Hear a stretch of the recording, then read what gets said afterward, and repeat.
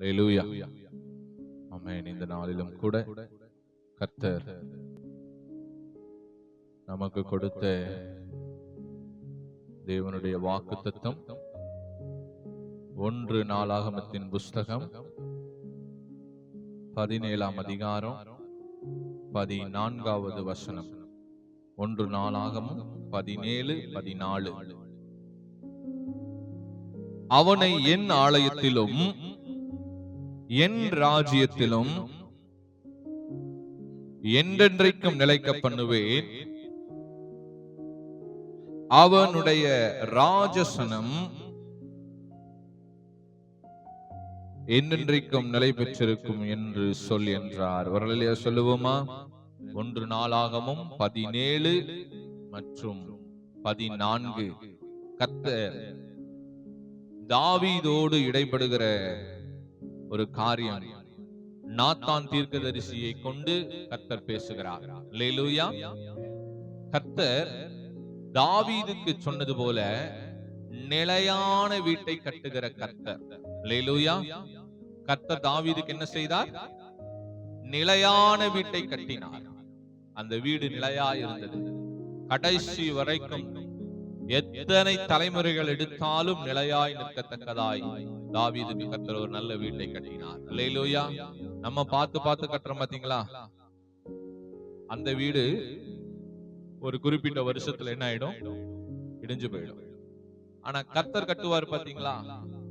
அது என்றென்றைக்கும் நிலைத்திருக்கத்தக்கதாய் இருக்கிறது. வரலையே சொல்லுவோமா? இன்றைக்கு தேவன் நமக்கு வீட்டை கட்டணும்.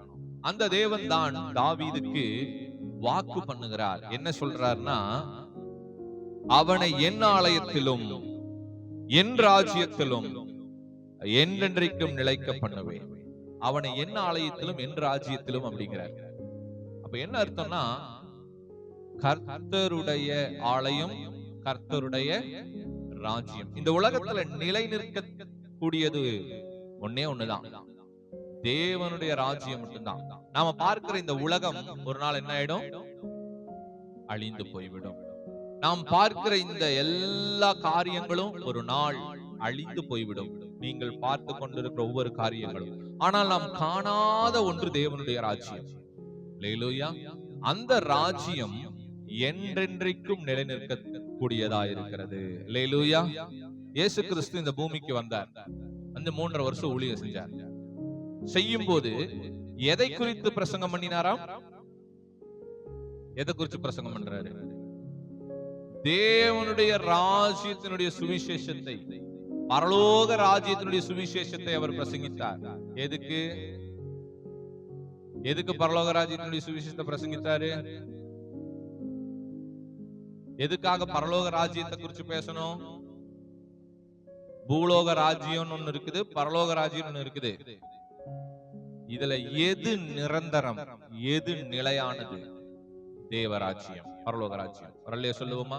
இயேசு கிறிஸ்து தான் வாழ்ந்த காலகட்டங்கள், அந்த 3.5 வருஷம் ஊழியம் செய்த அந்த காலகட்டங்களில பரலோக ராஜ்யத்தினுடைய சுவிசேஷத்தை தான் பிரசங்கித்தார். ஏன்னா அதுதான் கடைசி வரைக்கும் நிலை நிற்கிற ஒரு ராஜ்யம். அல்லேலூயா. அதுதான் கடைசி வரைக்கும் நிலை நிற்கும். அப்ப கர்த்தர் தம்முடைய பிள்ளைகளுக்கு நிலையான ஆசீர்வாதத்தை கொடுக்கணும் தான் விரும்புகிறார். நிலையான வீட்டை கட்டணும்னு விரும்புகிறார்.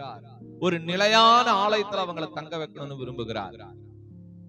நீங்களும் நானும் நம்முடைய பிள்ளைகளுக்கு எப்படி ஒரு நல்ல வாழ்க்கை அமைத்து தர வேண்டும்?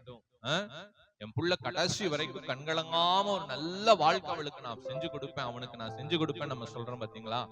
அது போல கர்த்தர் நமக்கு ஒரு நிலையான நிரந்தரமான ஆலயத்தையும் வீட்டையும் நமக்கு அவர் தருகிற தேவனா இருக்கிறார். அல்லேலூயா.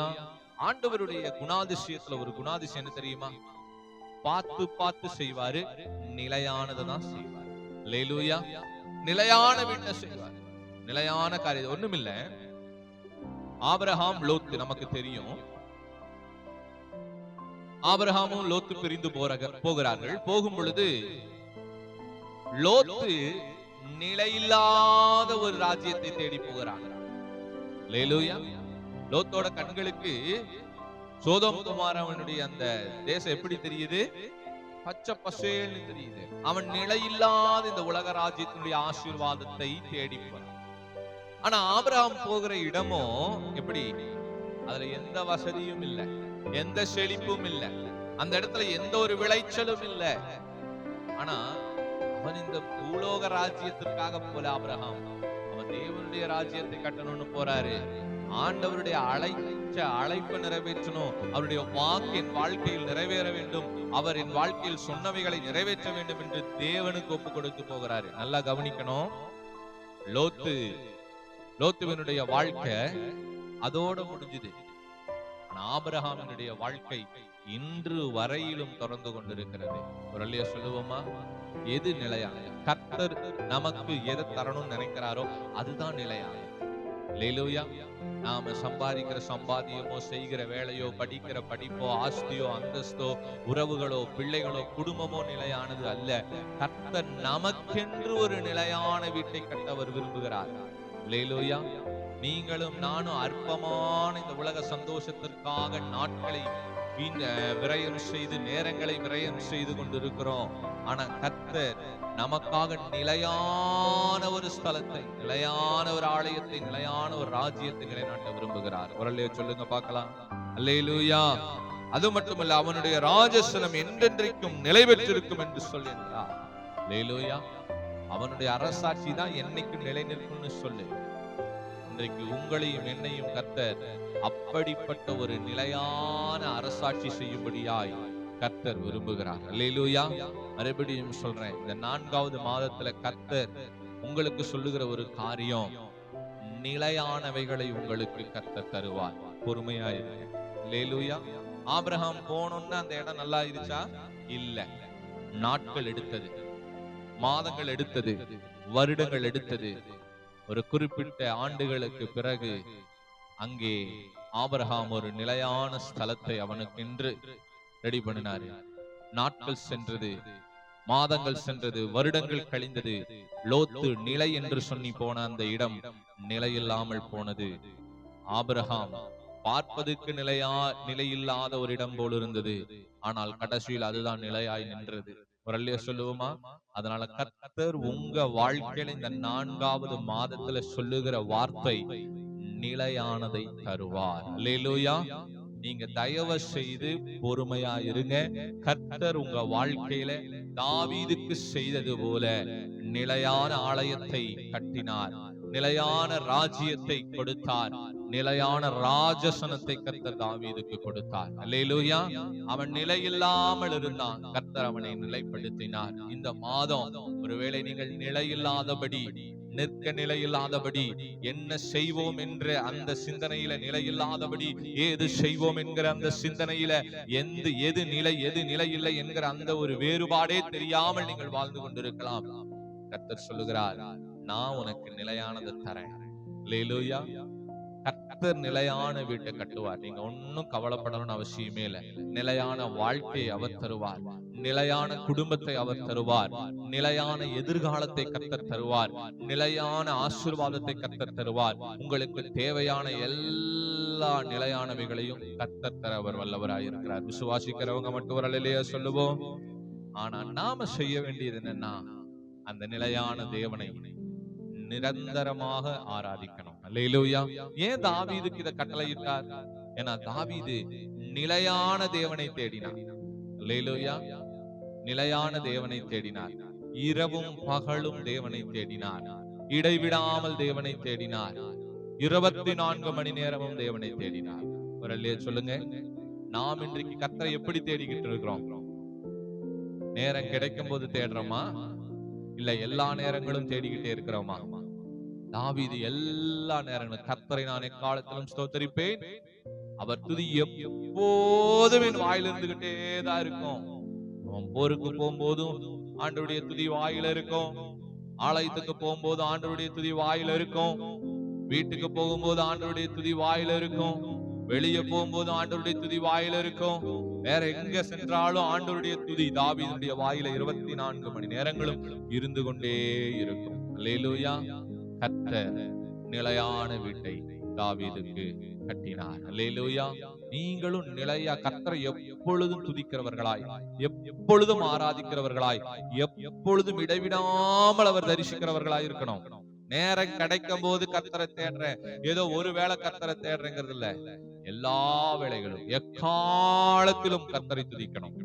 எப்பொழுதும் அவரை துதிக்கிற துதி வாயில இருந்துகிட்டே இருக்கணும். அல்லேலூயா. இந்த உலகத்துல நமக்கு இருக்கிற ஒரே நிரந்தரமான காரியம், ஒரே ஆசீர்வாதமான காரியம், ஒரு பாக்கியம், ஒரு ஸ்லாக்கியம்னா அது கர்த்தரை ஆராதிக்கிறது தான். அல்லேலூயா. கர்த்தரை ஆராதிக்கிறத ஒரு மனுஷன் நிறுத்திட்டான்னா அவன் எதுக்கு வாழ்றான்னு தெரியாது. அல்லேலூயா. அதனால நல்ல ஒரு காரியத்தை புரிந்து கொள்ளுங்க. கர்த்தர் நேரங்களை கொடுத்திருக்கிறாரு, காலங்களை கொடுத்திருக்கிறாரு, நமக்கு எல்லா சூழ்நிலைகளையும் கொடுத்திருக்கிறார். இருக்கிற இந்த காலகட்டத்துல கர்த்தரை இறுக பற்றி கொள்ளுங்க. மறுபடியும் சொல்றேன், நிலையானது அவர்னாலதான் தர முடியும். நீங்க எந்த அளவுக்கு அவரை நிலையா பிடிச்சுக்கிறீங்கிறத பொறுத்து. அல்லேலூயா. இப்போ ஒரு விஷயம், நல்ல விஷயம் அப்படிங்கறத நான் அதை எந்த அளவுக்கு அப்சர்வ் பண்ணியிருக்கேன், அதை எந்த அளவுக்கு அது கூட நான் இருந்து எக்ஸ்பீரியன்ஸ் பண்ணியிருக்கேங்கிறத பொறுத்து தான் சொல்ல முடியும். அல்லேலூயா. நிலையானது உங்களுக்கு வேணும்னா ஆண்டவரோட உங்களுக்கு இருக்க அந்த எக்ஸ்பீரியன்ஸை பொறுத்து தான் நிலையானது எது, நிலை இல்லாதது எதுன்னு உங்களுக்கு தெரியும். அல்லேலூயா. ஆண்டவரோட நேரத்தை சரியா செலவிடலைன்னா நமக்கு அந்த உணர்வே வராது. போய்க்கலாம், பாத்துக்கலாம் அப்படின்னு எது நிலைன்னு நம்ம புரிந்து கொள்ள முடியாது. ஒண்ணு இல்ல, வேலை, காசு, பணம் தான் முக்கியம்னு போய்கிட்டே இருக்கிறாங்க. அதுதான் என் வாழ்க்கையை உயர்த்தும், அதுதான் எனக்கு சொல்லிக் கொடுக்கப்பட்ட தலைமுறையான ஒரு வழக்கு அப்படின்னா, நல்ல ஒரு காரியத்தை புரிந்துக்கங்க. நீங்க என்னதான் அவங்கள ஜபத்துக்கு கூப்பிட்டாலும் அவங்க வரவே மாட்டாங்க. அவங்களோட மைண்ட் செட் ஃபுல்லா என்ன இருக்கும்? வேலைக்கு போகணும், காசு சம்பாதிக்கணும், வீட்டுக்கு கொடுக்கணும், குடும்பம் நல்லா இருக்கும். ஒரு பேட்டர்ன்ல வாழ்ந்துட்டாங்க. நீங்க என்னதான் புதுசா அவங்கள நம்ம இழுத்தாலும் அந்த பேட்டர்ன்ல இருந்து அவங்க மாற மாட்டாங்க. ஏன்னா அதுதான் நிலைன்னு அவங்க மைண்ட் செட்டப்ல போய் நின்றுச்சு. இனி ஆண்டவர் இடத்துல ஞாயிற்றுக்கிழமை போய்க்கலாம், ஒன்னாந்தேதி காலையில போய்க்கலாம், வெள்ளிக்கிழமை ஒரு நாள் போய்க்கலாம், எப்ப நேரம் கிடைக்குதோ, எப்போ தன்னுடைய உடம்பு வாக்கு ஒத்து வருதோ அப்ப வருவாங்க. நேரம் கிடைக்கல, உடம்பு வாக்கு ஒத்து போகல அப்படின்னா வரமாட்டாங்க. அப்ப எப்படி நிலையான வீட்டை கட்ட முடியும்? சொல்லுவோமா? தாவீது எப்பொழுதும் கர்த்தருடைய சமூகத்துல இருந்தாரு. வேதத்துல சொல்றாரு 1வது சங்கீதத்துல, இரவும் பகலும் அவருடைய வேதத்துல அவர் தியானமாக இருந்தாராம். அல்லேலூயா. அவ்வளவு பிஸியான மனிதன், அவ்வளவு பிஸி. ஆனா இரவும் பகலும் கர்த்தருடைய வேதத்துல தியானமா இருக்கிற ஒரு மனுஷன், எக்காலத்துல கர்த்தரை ஸ்தோத்தரிக்கிறவன், எப்பொழுது அவருடைய துதிய வாயில வச்சுக்கிட்டு இருக்கிற ஒரு மனுஷன். ஒரு நாளைக்கு நான் 7 முறை தேவனை துதிக்கிறேன், ஆராதிக்கிறேன், ஜெபம் பண்றேங்கிறார். அல்லேலூயா. அப்ப கர்த்தர் அப்படிப்பட்ட ஒரு மனிதனுக்கு நிலையான வீட்டை கட்டுவாரா, கட்ட மாட்டாரா? கட்டுவாரா, கட்ட மாட்டாரா? வேற யாருக்கு நான் கட்ட முடியும்? அப்படிப்பட்டவனுக்கு தானே கட்ட முடியும். கர்த்தர் பக்தி உள்ளவனை தமக்காக தெரிந்து கொண்டார் என்று அறியுங்கள். வரலையே சொல்லுவோமா? அவர் நிலையான ராஜ்யத்தை வச்சிருக்கிறாரு. அந்த நிலையான ராஜ்யத்திற்கு யார் போவா? பக்தி இல்லாதவங்க அங்க போய் உட்கார்ந்து இருக்க முடியுமா? இந்த உலகம் தான் எனக்கு முக்கியம் இருக்கிறவங்க போய் அந்த நிலையான ராஜ்யத்தில் உட்கார்ந்து அவரோட வாழ முடியுமா? பக்தி உள்ளவனை கர்த்தர், 3வது சங்கீதம் 4வது சங்கீதம் சொல்லுது, பக்தி உள்ளவனை கர்த்தர் தமக்காக தெரிந்து கொண்டார் என்று அறியுங்கள். அல்லேலூயா. தாவீதே சொல்றாரு, பக்தி இருந்தா கர்த்தர் தமக்காக அவனை தெரிந்து கொள்ளுவார். வெறும் பக்தி அல்ல, பக்தி செயல்ல இருக்கணும். வெறும் விசுவாசம் அல்ல, விசுவாசம் கிரியைகளில வெளிப்படணும். உங்க பக்தி கிரியைகளில வெளிப்படணும். உங்களுடைய விசுவாசம் கிரியைகளில வெளிப்படணும். உங்களுடைய தேவ பயம் கிரியைகளில வெளிப்படணும். வரலையா சொல்லுங்க. நிலையான ஸ்தானம் உங்களுக்கு வேணும் இல்ல? நிலையான வாழ்க்கை வேணுமா? இந்த உலகத்துல நீங்க எங்க போனாலும் நிலையானது கிடைக்காது. எத்தனை கோடி கொடுத்தாலும் என்ன பண்ண முடியாது, நிலையானது கிடைக்காது. பெரிய பெரிய கோடீஸ்வரனுக்கும் இன்னைக்கு பிரச்சனை இருக்கு. அவங்களுக்கு நிலையான வாழ்க்கை இல்ல. நீங்க நினைக்கிற உலகத்திலேயே மிகப்பெரிய கோடீஸ்வரனை நீங்க எடுத்துக்கிட்டாலும் அவங்களுக்கும் ஒரு நிலை இல்லாத வாழ்க்கை தான். அல்லேலூயா. ஆனா தெருக்கோடியில் இருக்கிற ஒரு தேவனுடைய பிள்ளை எடுத்துக்கங்க, அவங்களுடைய இருதயத்துல ஒரு விசுவாசம் இருக்கும். இன்னைக்கு நான் மரித்தேனானால் அந்த நிலையான ராஜ்யத்துக்கு நான் போயிடுவேன். அல்லேலூயா. ஆனா ஐஸ்வர்யவானுக்கு தெரியும், இன்னைக்கு நான் செத்தா கண்டிப்பா நான் நரகத்துக்கு தான் போவேன். அல்லேலூயா. இன்றைக்கு நீங்களும் நானும் அந்த நிலையான வாழ்க்கைய பூமியிலையும் சரி பரலோகத்திலையும் சரி நிலையான வாழ்க்கையை கொடுக்கணும்னா அது ஆண்டவரால மட்டும்தான் முடியும். அல்லேலூயா. இப்ப எந்த அளவுக்கு நீங்க ஆண்டவரை பிடிச்சுக்கிறீங்க, எந்த அளவுக்கு ஆண்டவரை தேடுறீங்க, எந்த அளவுக்கு ஆண்டவருக்குள்ள பக்தி வைராக்கியமாய் நீங்கள் இருக்கிறீர்கள் என்பது மிகவும் அவசியமான ஒரு காரியம். ஒரு அல்லேலூயா சொல்லுவோமா? சத்தமா சொல்லுங்க. அதனால தாவீது அந்த பக்தி வைராக்கியத்தை தேவனிடத்துல அதை பாராட்டின நிமித்தம் கர்த்தர் தாவீதுக்காக பக்தி வைராக்கியம் பாராட்டுகிறார். அல்லேலூயா. தாவீது கர்த்தருக்காக பக்தி வைராக்கியம் பாராட்டின மனுஷன் தாவீதுக்காக கர்த்தர் ஒரு நிலையான வீட்டை கட்டுறேங்கிறார். அல்லேலூயா. நீங்க எப்படி ஆண்டவருக்கு ரெஸ்பான்ஸ் பண்றீங்கறத பொறுத்துதான் உங்களுக்கு அவர் எப்படி ரெஸ்பான்ஸ் பண்றாருங்கிறது இருக்கும். அல்லேலூயா. நீங்க எப்படி ரெஸ்பான்ஸ் பண்றீங்க? இந்த 4வது மாதத்துல நீங்க ஒரு முடிவுக்கு வாங்க, ஒரு தீர்மானம் எடுங்க. எது நிலை, எது நிலை இல்லை. ஃபர்ஸ்ட் ஃபிக்ஸ் பண்ணுங்க உங்க வாழ்க்கையில. எதற்காக நான் ஓடுகிறேன்? நிலை இல்லாதவைகளுக்காக டெய்லியும் காலையில எந்திரிச்சு ஓடுறேனா, இல்ல நிலையானவைகளுக்காக டெய்லியும் காலையில எந்திரிச்சு நான் ஓடுகிறேனா?